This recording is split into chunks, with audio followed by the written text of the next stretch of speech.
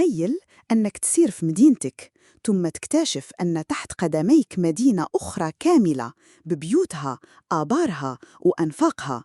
مدينة يمكنها إيواء 20,000 شخص. هذه ماشي قصة خيال علمي، إنها مدينة ديرينكويو في تركيا اللي تسميها البعض بوابة الجحيم.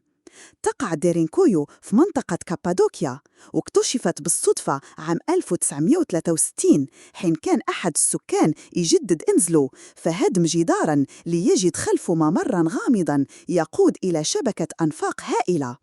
المدينة تمتد 18 طابقاً تحت الأرض بعمق 85 متراً، وبها مدارس، اسطبلات، معاصر زيت وحتى نظام تهوية معقد.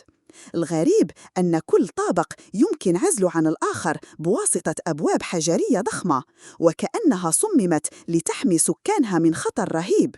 بعض المؤرخين يعتقدون أنها بنيت في العصور البيزنطية لحماية السكان من الغزوات، بينما آخرون يرون أن تاريخها أقدم بكثير، ربما إلى الحيثيين قبل أكثر من 3000 سنة.